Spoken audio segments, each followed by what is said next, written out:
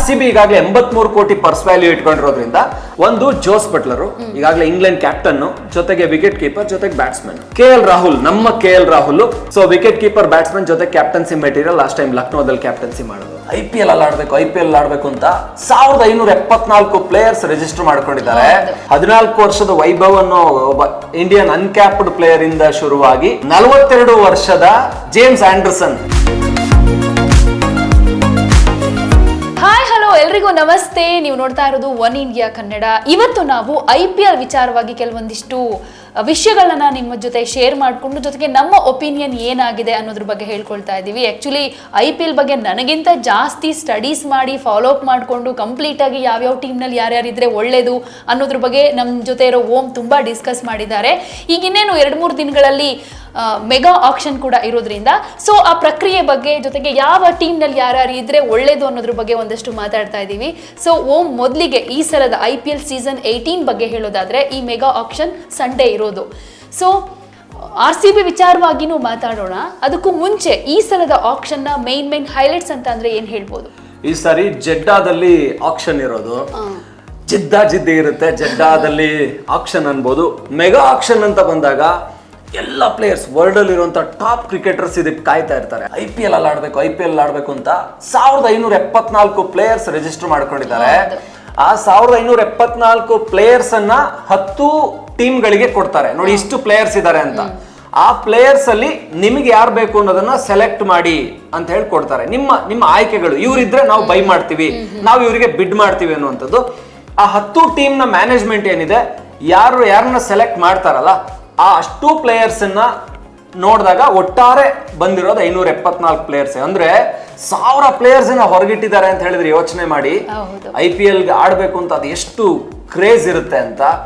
14 ವರ್ಷದ ವೈಭವ್ ಅನ್ನೋ ಒಬ್ಬ ಇಂಡಿಯನ್ ಅನ್ಕ್ಯಾಪ್ಡ್ ಪ್ಲೇಯರ್ ಇಂದ ಶುರುವಾಗಿ 42 ವರ್ಷದ James Anderson, highest wicket takers list ಅಲ್ಲಿ ಬರುವಂತ, ಮುತೈ ಮುರಳೀಧರನ್, ಶೇನ್ ವಾರ್ನ್ ನಂತರ ಬರುವಂತ ಬೌಲರ್ ಅಂದ್ರೆ ಜೇಮ್ಸ್ ಆಂಡರ್ಸನ್. ಅವ್ರಿಗೆ ಕ್ರೇಜ್ ಇದೆ ಅಂದ್ರೆ ಯೋಚನೆ ಮಾಡಿ.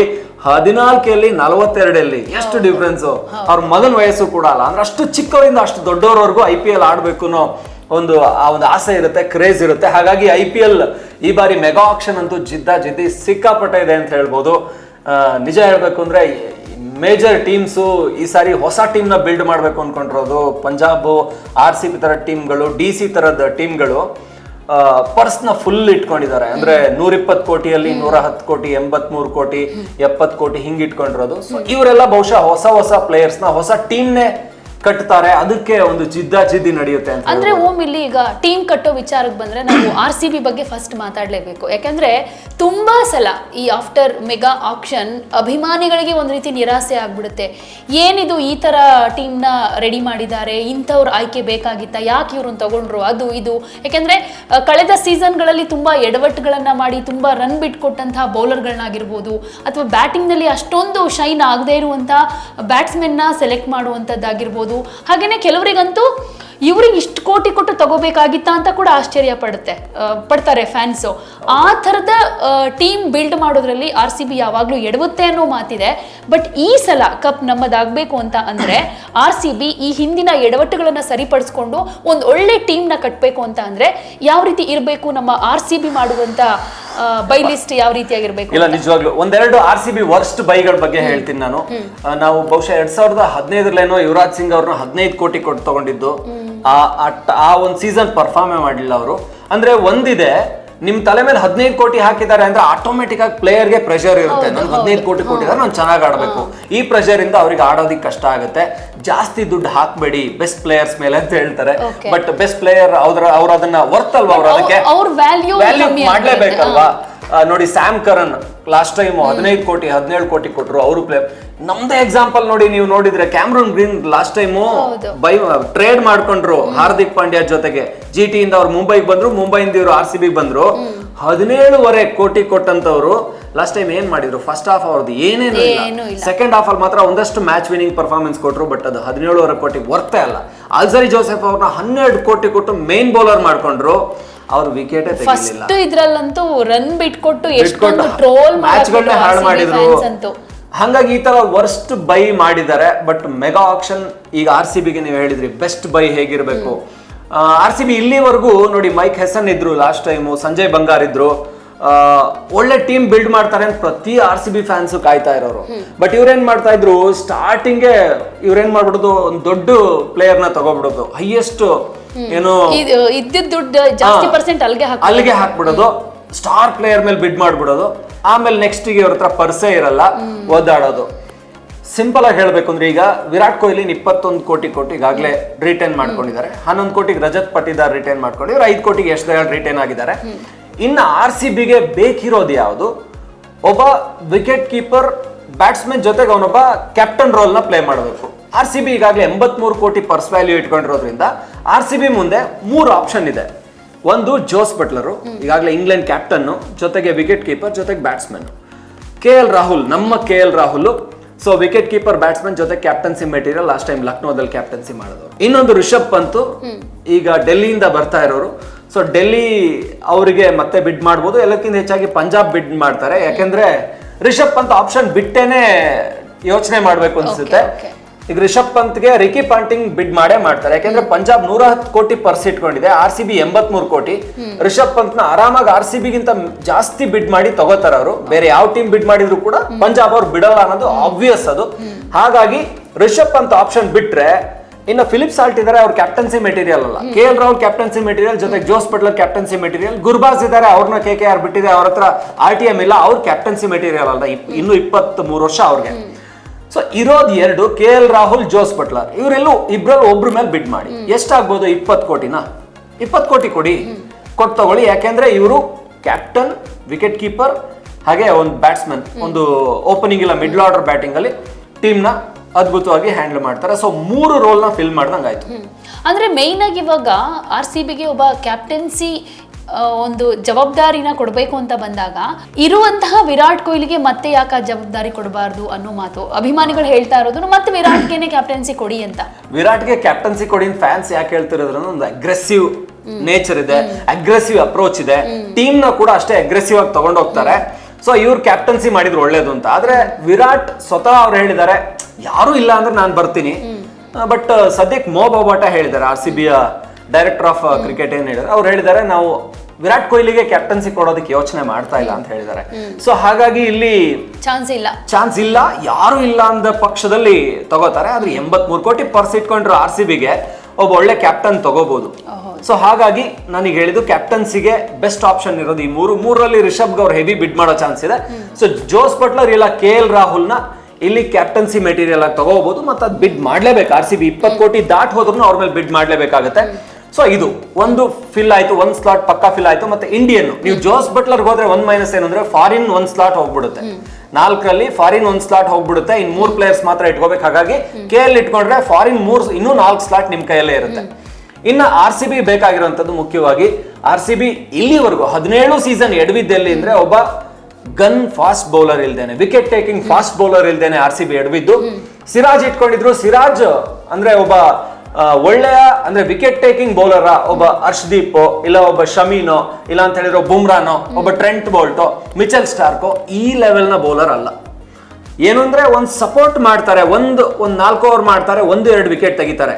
ಮ್ಯಾಚ್ ವಿನ್ನಿಂಗ್ ಪರ್ಫಾರ್ಮೆನ್ಸ್ ಕೊಡೋದು ಅಥವಾ ಮ್ಯಾಚ್ ಅನ್ನೇ ಸ್ವಿಂಗ್ ಮಾಡುವಂತ ಬೌಲ್ ಮಾಡ್ತಾರ, ಮ್ಯಾಚ್ ಏನು ಆ ಮ್ಯಾಚ್ ಅನ್ನೇ ಸೆಳ್ಕೊಳ್ಳುವಂತ ಕೆಪಾಸಿಟಿ ಇದೆಯಾ ಅಂದ್ರೆ ಸಿರಾಜ್ ಅವ್ರಿಗಿಲ್ಲ.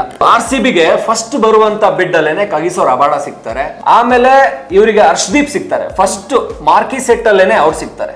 ಅವ್ರಿಬ್ರಲ್ಲಿ ಒಬ್ಬರನ್ನ ತಗೋಬಹುದು. ಇಲ್ಲ ಸೆಕೆಂಡ್ ಬಂದ ಕೂಡಲೇನೆ ಇವ್ರಿಗೆ ಆಪ್ಷನ್ ಇದೆ, ಅಲ್ಲಿ ಬಂದೇ ಬರ್ತಾರೆ, ಮೊಹಮ್ಮದ್ ಶಮಿ ಬರ್ತಾರೆ. ಸೊ ಮೊಹಮ್ಮದ್ ಶಮಿ ಬರ್ತಾರೆ ಅಂದ್ರೆ ಅವ್ರ ಮೇಲೆ ಪಕ್ಕಾ ಬಿಡ್ ಮಾಡ್ಬೋದು. ಫಸ್ಟ್ ಅಲ್ಲೇ ಮಿಚೆಲ್ ಸ್ಟಾರ್ಕ್ ಕೂಡ ಸಿಗ್ತಾರೆ. ಇಷ್ಟು ಆಪ್ಷನ್ ಇವ್ರ ಕೈಯಲ್ಲಿದೆ. ಸೊ ಇಷ್ಟು ಆಪ್ಷನ್ ಇಟ್ಕೊಂಡು RCB ಅವ್ರು ಮುಂದಕ್ಕೆ ಹೋಗ್ಬೋದು. ಈಗ RR ಮತ್ತೆ ಈಗ ಕೋಲ್ಕತ್ತಾ ಹತ್ರ ರಿಟೈನ್ ಇನ್ RTM ಕಾರ್ಡ್ ಪ್ಲೇ ಮಾಡಕ್ಕಾಗಲ್ಲ. RR ಅವ್ರು ರಿಟೈನ್ 6 ಪ್ಲೇಯರ್ಸ್ ನ ರಿಟೈನ್ ಮಾಡ್ಕೊಂಡು ಆಗಿದೆ. ಹಾಗಾಗಿ ಏನು ಅಂದ್ರೆ ಇಲ್ಲಿ ಟ್ರೆಂಟ್ ಬೋಲ್ಟ್ ಅಂತ ತಗೊಳಕ್ಕಾಗಲ್ಲ. RR ಅಲ್ಲಿ ಇದ್ದವ್ರು ಟ್ರೆಂಟ್ ಬೋಲ್ಟ್ ಅವ್ರಂತೂ ಅವ್ರನ್ನ RTM ಪ್ಲೇ ಮಾಡಕ್ಕಾಗಲ್ಲ. ಸೊ ಅವ್ರು ಯಾರಿಗಾದ್ರೂ ಹೋಗ್ಲೇಬೇಕು. ಬಟ್ ಟ್ರೆಂಟ್ ಬೋಲ್ಟ್ ಕೊನೆಯಲ್ಲಿ ಬರ್ತಾರೆ. ಅಂದ್ರೆ ಇವ್ರನ್ನ ಮಾರ್ಕಿ ಪ್ಲೇಯರ್ ಲಿಸ್ಟ್ ಅಲ್ಲಿ ಇಟ್ಟಿಲ್ಲ. ಈ ಕ್ಯಾಪ್ಡ್ ಬೌಲರ್ಸ್ ಲಿಸ್ಟ್ ಅಲ್ಲಿ 3ನೇ ಅಥವಾ 4ನೇದ್ರಲ್ಲಿ ಬರ್ತಾರೆ. ಅಂದ್ರೆ ಬೌಲರ್ಸ್ ಲಿಸ್ಟ್ ಅಲ್ಲಿ ಫಸ್ಟೇ ಬರ್ತಾರೆ. ಸೊ ಅಲ್ಲಿವರೆಗೂ ಕಾಯ್ಬೇಕು. ಅಷ್ಟರೊಳಗಡೆ ಏನಾದ್ರೂ ಸಿಕ್ಕಾಪಟ್ಟೆ ಪ್ಲೇಯರ್ಸ್ ನ ತಗೋಬಿಟ್ಟು ಈಗಾಗಲೇ 30-40 ಕೋಟಿ ಖರ್ಚಾಗ್ಬಿಟ್ಟಿದ್ರೆ ಟ್ರೆಂಟ್ ಬೋಲ್ಟ್ ಮತ್ತೆ 15 ಕೋಟಿಗೆ ಹೋಗ್ತಾರೆ ಅಂದ್ರೆ ತಗೊಳಕ್ಕೆ ಇರಲ್ಲ. ಸೊ RCB ಅವ್ರು ಎಡವಟ್ ಮಾಡೋದೇ ಇಲ್ಲಿ. ನೋಡಿ ಇವ್ರಿಗೆ ಹರ್ಷದೀಪ್ ಸಿಗ್ಲಿಲ್ಲ, ಕೈಸೋ ರಾಬಾಡ ಸಿಗ್ಲಿಲ್ಲ ಅಂತ ಅನ್ಕೊಳ್ಳಿ, ಮಿಚೆಲ್ ಸ್ಟಾರ್ಕು ಸಿಗ್ಲಿಲ್ಲ, ಶಮಿನೂ ಸಿಗ್ಲಿಲ್ಲ ಅನ್ಕೊಳ್ಳಿ, ಬಟ್ ಟ್ರೆಂಟ್ ಬೋಲ್ಟ್ ಇರ್ತಾರೆ. ಟ್ರೆಂಟ್ ಬೋಲ್ಟ್ 11 ಮ್ಯಾಚ್ಗಳಲ್ಲಿ ಫಸ್ಟ್ ಓವರ್ಲಿ ವಿಕೆಟ್ ತೆಗೆದಿದ್ದಾರೆ. ಡೆತ್ ಬೌಲಿಂಗ್ ಅಲ್ಲಿ ಪ್ರತಿ ಓವರ್ಲು ವಿಕೆಟ್ ತೆಕ್ಕೊಡುವಂತ ಬೌಲರ್. ಸೊ ಹಾಗಾಗಿ ಟ್ರೆಂಟ್ ಬೋಲ್ಟ್ ಏಜ್ ನೋಡಿದ್ರೆ 35 ಏಜ್ ಆಗಿದ್ರು ಕೂಡ ಇನ್ನೂ ಎಫಿಷಿಯನ್ಸಿ ಇರುವಂತ ಬೌಲರು. ಸೊ ಅವ್ರಿಗೆ 5ನೇ ಲಿಸ್ಟ್ ಅಲ್ಲಿ ಬರ್ತಾರೆ. 5ನೇ ಏನು ಸಾರಿ ಎತ್ತಾರಲ್ಲ ಇದರಲ್ಲಿ ಚಿಟ್ಟಲ್ಲಿ ಅದ್ರಲ್ಲಿ ಬರ್ತಾರೆ. ಸೊ 5ನೇ ಲಿಸ್ಟ್ ಅಲ್ಲಿ ಬರ್ತಾರೆ. ಅವ್ರವರೆಗೂ ಕಾಯ್ಬೇಕು, ದುಡ್ಡು ಇಟ್ಕೋಬೇಕು. ಆ ಬುದ್ಧಿವಂತಿಕೆ RCB ಉಪಯೋಗಿಸಿದ್ರೆ ಕಳೆದ ಬಾರಿ ತರ ಎಡವೋದಿಲ್ಲ. ಇನ್ನು RCBಗೆ ಮುಖ್ಯವಾಗಿ ಬೇಕಾಗಿರೋದು ಒಬ್ಬ ಸ್ಪಿನ್ ಬೌಲರು. ಚಹಲ್ ಇಲ್ದೇನೆ 2014ರಲ್ಲಿ ಚಹಲ್ ತಗೊಂಡ್ಮೇಲೆ RCB ಸ್ಪಿನ್ ಬೌಲಿಂಗ್ ಯೂನಿಟ್ ಏನಿತ್ತಲ್ಲ ಸಖತ್ತಾಗಿತ್ತು. ಅದೇ ಯಾವಾಗ ಅವ್ರನ್ನ ಬಿಟ್ರು ಆವಾಗಿಂದ ಒಬ್ಬ ಬೆಸ್ಟ್ ಸ್ಪಿನ್ನರ್ ಸಿಗದೆ ಒದ್ದಾಡ್ತಾ ಇದ್ದಾರೆ. RCB ನಲ್ಲಿ ಸ್ಪಿನ್ ಬೌಲರ್ಸ್ ಯಾರು ಅಂತ ಹೇಳಿದ್ರೆ ಯಾರ ಹೆಸರು ಬರೋದಿಲ್ಲ. ಫಾಸ್ಟ್ ಬೌಲರ್ ಬಿಟ್ರೆ ಸ್ಪಿನ್ ಅವರು ಇಲ್ಲ. ವನಿಂದು ಹಸರಂಗ ತಗೊಂಡ್ರು, ಅವರು ಏನು ಆ ಲೆವೆಲ್ ಪರ್ಫಾರ್ಮ್ ಮಾಡ್ಲಿಲ್ಲ. ಸೊ ಈ ಬಾರಿ ಮಾರ್ಕಿ ಲಿಸ್ಟ್ ಅಲ್ಲಿ ಯಜುವೇಂದ್ರ ಚಹಲ್ ಫಸ್ಟ್ ಅಲ್ಲೇ ಬರ್ತಾರೆ. ಇವರಿಗಂತೂ ಹೆವಿ ಡಿಮಾಂಡ್ ಇದೆ. ಸೊ ಇವರು ಲಿಸ್ಟ್ ಮಾಡಿದಾಗ್ಲೇನೆ ಹೈಯೆಸ್ಟ್ ಟೀಮ್ ಅವರು ಯಾರಿಗೆ ಡಿಮಾಂಡ್ ಮಾಡಿ ಹೆಸರು ಕೊಟ್ಟಿದ್ದಾರೋ ಅವ್ರನ್ನ ಲಿಸ್ಟ್ 1 ನಲ್ಲಿ ಮಾರ್ಕಿ ಲಿಸ್ಟ್ ಅಲ್ಲಿ ಇಟ್ಟಿದ್ದಾರೆ. ಸೊ ಹಾಗಾಗಿ ಯಜುವೇಂದ್ರ ಚಹಲ್ಗೆ ಡಿಮಾಂಡ್ ಸಿಕ್ಕಾಪಟ್ಟೆ ಇದೆ. ಮುಂಬೈ ಎಕ್ಸ್ಪೆಕ್ಟ್ ಮಾಡ್ತಾ ಇದ್ದಾರೆ.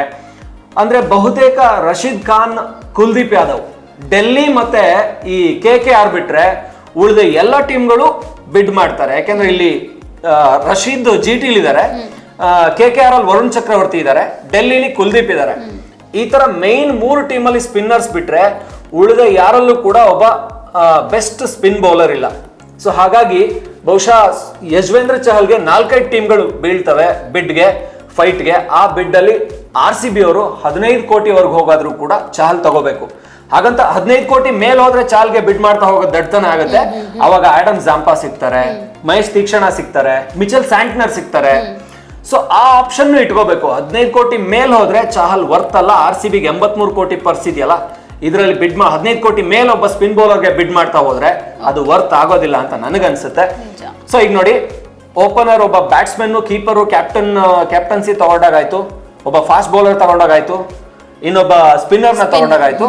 ಇನ್ನು ಆಲ್ರೌಂಡರ್ ಬಂದ್ರೆ ಈಗಾಗಲೇ ಈ ದಿನೇಶ್ ಕಾರ್ತಿಕ್ ರೋಲ್ ಇತ್ತು, ಫಿನಿಷರ್, ಆಲ್ರೌಂಡರ್. ಈ ಕ್ಯಾಮ್ರೂನ್ ಗ್ರೀನ್ ಇಲ್ಲ, ಗ್ಲೆನ್ ಮ್ಯಾಕ್ಸ್ವೆಲ್ ಬಿಟ್ಟಿದೀವಿ. ಸೊ ಈ ರೋಲ್ಗೆ ಸೂಟ್ ಆಗುವಂತವ್ರು ಬೇಕು. ಈಗ ಒಳ್ಳೊಳ್ಳೆ ಆಪ್ಷನ್ ಇದೆ, ಮೆಗಾ ಆಪ್ಷನ್ ಆಗಿರೋದ್ರಿಂದ ಲಯಮ್ ಲಿವಿಂಗ್ ಸ್ಟೋನ್ ಇದ್ದಾರೆ. ಅವ್ರನ್ನ ಪಂಜಾಬ್ ಅವ್ರು ಬಹುತೇಕ ಅವ್ರ ಮೇಲೆ RTM ಕಾರ್ಡ್ ಯೂಸ್ ಮಾಡ್ತಾರೆ. ಇನ್ನು LSG ಇಂದ ಬಂದ ಸ್ಟಾಯ್ನಿಸ್ ಇದ್ದಾರೆ, ಅವ್ರ ಮೇಲೆ ಪಕ್ಕ RTM ಕಾರ್ಡ್ ಪ್ಲೇ ಮಾಡ್ತಾರೆ. ಯಾರು? LSG ಅವರು. ಬಹುಶಃ LSG ಒಂದೇ ಒಂದು RTM ಇದೆ, ಅದನ್ನ ಬಹುಶಃ ಅವರು ಸ್ಟಾಯ್ನಿಸ್ ಮೇಲೆ ಹಾಕ್ತಾರೆ. ಯಾಕಂದ್ರೆ ಇವಾಗ ರೀಸೆಂಟ್ ಆಸ್ಟ್ರೇಲಿಯಾ ಪಾಕಿಸ್ತಾನ್ ಸೀರೀಸ್ ಅಲ್ಲಿ ಚಚ್ಚು ಬಿಸಾಕಿದ್ದಾರೆ. ಸೊ ಸ್ಟಾಯ್ನಿಸ್ ವ್ಯಾಲ್ಯೂ ಸಿಕ್ಕಾಪಟ್ಟೆ ಜಾಸ್ತಿ ಆಗಿದೆ. ಹಾಗಾದ್ರೆ ಆಲ್ರೌಂಡರ್ ಲಿಸ್ಟ್ ಅಲ್ಲಿ ತುಂಬಾ ಜನ ಉಳ್ಕೋತಾರೆ. ಸ್ಯಾಮ್ ಕರನ್ಗೆ ಪಂಜಾಬ್ RTM ಕಾರ್ಡ್ ಪ್ಲೇ ಮಾಡ್ತಾರೆ ಗೊತ್ತಿಲ್ಲ. ಆದ್ರೆ ಆಲ್ರೌಂಡರ್ಸ್ ಅಂತ ಬಂದಾಗ ಮಿಚೆಲ್ ಮಾರ್ಷ್ ಒಬ್ಬ ಪರ್ಫೆಕ್ಟ್ ಆಲ್ರೌಂಡರ್ ಅಂತ ಹೇಳ್ಬೋದು, fast bowling allrounder. Mitchell Marsh ಮೇಲೆ ಬಿಡ್ ಮಾಡಬಹುದು, ವೆಂಕಟೇಶ್ ಅಯ್ಯರ್ ಮೇಲೆ ಬಿಡ್ ಮಾಡಬಹುದು. ವೆಂಕಟೇಶ್ ಅಯ್ಯರ್ ಕೂಡ ಒಳ್ಳೆ ಆಪ್ಷನ್ ಆಗ್ತಾರೆ ನಿಮ್ಗೆ. ಏನು ಓಪನಿಂಗ್ ಇಂದ ಮಿಡ್ಲ್ ಆರ್ಡರ್ ವರ್ಗೂ ಎಲ್ಲಿ ಬೇಕಾದ್ರೂ ಬ್ಯಾಟ್ ಮಾಡ್ತಾರೆ.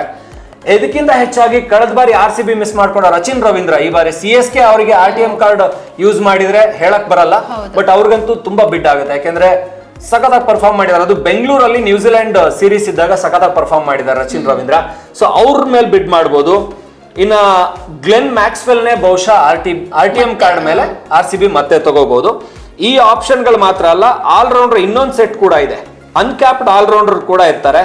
ಅನ್ಕ್ಯಾಪ್ಡ್ ಆಲ್ರೌಂಡರ್ ಲಿಸ್ಟ್ ಅಲ್ಲಿ ಕೂಡ ಒಂದಷ್ಟು ಜನ ಇದ್ದಾರೆ. ಸೊ ಅಶುತೋಷ್ ಶರ್ಮಾ ಇದ್ದಾರೆ, ಲಾಸ್ಟ್ ಟೈಮ್ ಪಂಜಾಬ್ ಕಿಂಗ್ಸ್ ಅಲ್ಲಿ ಅದ್ಭುತವಾಗಿ ಬ್ಯಾಟಿಂಗ್ ಮಾಡಿದ್ರು, ಬೌಲಿಂಗ್ ಮಾಡಿದ್ರು. ಅಬ್ದುಲ್ ಸಮದ್ ಇದ್ದಾರೆ. ಸೊ ಇವರು SRH ಅಲ್ಲಿ ಲಾಸ್ಟ್ ಟೈಮ್ ಒಂದಷ್ಟು ಒಳ್ಳೊಳ್ಳೆ ಇನ್ನಿಂಗ್ಸ್ ಗಳನ್ನ ಆಡಿದ್ರು. ಸೊ ಇವ್ರ ಮೇಲೆ ಕೂಡ ಒಂದು ಕಣ್ಣಿಡ್ಬೋದು. ಹಾಗೆ ಆಲ್ರೌಂಡರ್ಗಳ ಲಿಸ್ಟ್ ಅಂತೂ ತುಂಬಾ ಚೆನ್ನಾಗಿದೆ. ಹಾಗಾಗಿ ಬಹುಶಃ ಈ ಮಾರ್ಕೋ ಯಾನ್ಸನ್ ಸಿಗ್ತಾರೆ, ಒಳ್ಳೆ ಬೌಲಿಂಗ್ ಆಲ್ರೌಂಡರು. ಡೆರೆಲ್ ಮಿಚೆಲ್ ಇದ್ದಾರೆ. ಸೊ ಇವ್ರನ್ನ ಟಾರ್ಗೆಟ್ ಮಾಡ್ಬೋದು. ಜೊತೆಗೆ ಗ್ಲೆನ್ ಮ್ಯಾಕ್ಸ್ವೆಲ್ ಹೇಗೂ ಇದ್ದಾರೆ. ಇನ್ನ ಈ ಎಲ್ಲ ಆಲ್ರೌಂಡರ್ ಲಿಸ್ಟ್ ಯಾರೋ ಒಬ್ಬರನ್ನ ತಗೊಳ್ಳಿ, ಒಂದು 10 ಕೋಟಿ ಒಳಗಡೆ ತಗೊಳ್ಳಿ ನೀವು. ಒಬ್ಬ ಆಲ್ರೌಂಡರ್ ಟೀಮಿಗೆ ಸಿಕ್ದಾಗಾಯ್ತು. ಕೊಹ್ಲಿ ಇದ್ದಾರೆ, ರಜತ್ ಪಟಿದಾರ್ ಇದ್ದಾರೆ ಮಿಡ್ಲ್ ಆರ್ಡರ್ ಅಲ್ಲಿ. ಒಬ್ಬ ಆಲ್ರೌಂಡರ್ ಸಿಕ್ಕಿದ್ರು, ಒಬ್ಬ ಬೆಸ್ಟ್ ಫಾಸ್ಟ್ ಬೌಲರ್ ಸಿಕ್ಕಿದ್ರು, ಒಬ್ರು ಸ್ಪಿನ್ ಬೌಲರ್ ಸಿಕ್ಕಿದ್ರು. ಇನ್ನ ಕ್ಯಾಪ್ಟನ್ಸಿ ಮೆಟೀರಿಯಲ್, ವಿಕೆಟ್ ಕೀಪರು, ಒಬ್ಬ ಬ್ಯಾಟ್ಸ್ಮನ್ ಸಿಕ್ಕಿದ್ದಾಯ್ತು. ಇದ್ರ ಮೇಲೆ RCB ಏನಾದ್ರು ಮಾಡ್ಕೊಳ್ಳೋದಿದ್ರೆ ಒಬ್ಬ ಸಪೋರ್ಟಿಂಗು, ಒಂದು ಏನು ಡೌನ್ ದಿ ಆರ್ಡರ್ ಬ್ಯಾಟ್ ಮಾಡುವಂತ ಒಬ್ಬ ಬ್ಯಾಟ್ಸ್ಮನ್, ಜೊತೆಗೆ ಬೌಲಿಂಗ್ ಅಲ್ಲಿ ಒಬ್ಬ ಮೇನ್ ಬೌಲರ್ ಸಪೋರ್ಟ್ ಮಾಡುವಂತ ಒಬ್ಬ ಯಶ್ ದಯಾಳ್ ಇದ್ದೇ ಇದ್ದಾರೆ. ಈ ರೀತಿ ಇಷ್ಟು ಟೀಮ್ ನ ಬಹುತೇಕ RCB ಒಂದು 83 ಕೋಟಿಯಲ್ಲಿ ಕಂಫರ್ಟೇಬಲ್ ಆಗಿ ಒಂದು ಟೀಮ್ ನ ಬಿಲ್ಡ್ ಮಾಡಬಹುದು ಅಂತ ಅನ್ಸುತ್ತೆ.